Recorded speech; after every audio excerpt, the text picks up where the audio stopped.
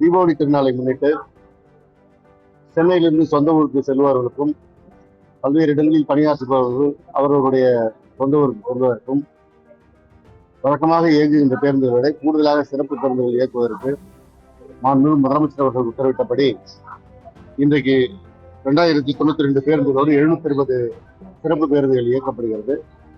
அதே போல நாளை வெள்ளிக்கிழமை 2165 சிறப்பு பேருந்துகள் இயக்கப்படுகிறது. சனிக்கிழமை 1935 பேருந்துகளும் ஞாயிற்றுக்கிழமை 1040 சிறப்பு பேருந்துகளும் இயக்கப்படுகிறது.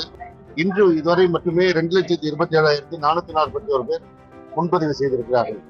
இது இதுவரை இருக்கின்ற ஆண்டுகளில் அதிக முன்பதிவு நடைபெற்றிருக்கிறது. அதே போல இன்றைக்கு நாளை ஒரு நாள் மட்டும் 86,707 பேர் ஒரு நாளைக்கு முன்பதிவு செய்து பயணிக்கிறவர்கள் முன்பதிவு செய்திருக்கிறார்கள்.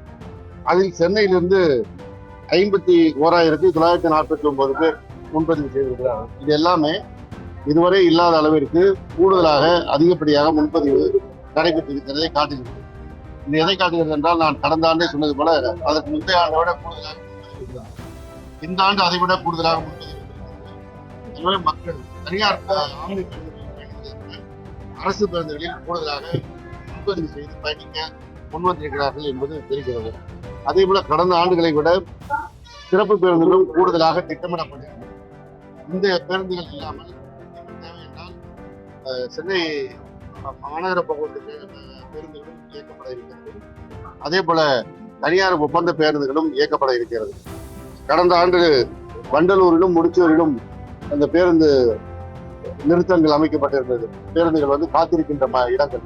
இந்த ஆண்டு இன்னும் கூடுதலாக கிரசன்ட் காலேஜிலும் போலீஸ் ட்ரைனிங் அகாடமியிலும் அந்த பேருந்துகள் காத்திருக்கின்ற இடங்கள் கூடுதலாக ஏற்பாடு செய்யப்பட்டது.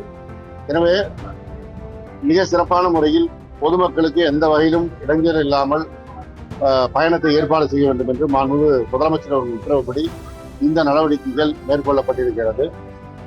சென்னை கிளாம்பாக்கம் கலைஞர் நூற்றாண்டு பேருந்து முனையம் மாத்திரமல்லாமல் கோயம்பேடு டாக்டர் எம்ஜிஆர் பேருந்து முனையத்திலிருந்து பெங்களூர் செல்லுகின்ற பேருந்துகள், வேலூர் செல்லுகின்ற பேருந்துகள் இயக்கப்பட இருக்கின்றன.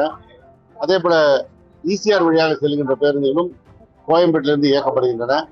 ஆந்திரா வழி மார்க்கமாக செல்கின்ற பேருந்துகள் மாதாவரம் பேருந்து முனையத்திலிருந்து இயக்கப்படுகின்றன.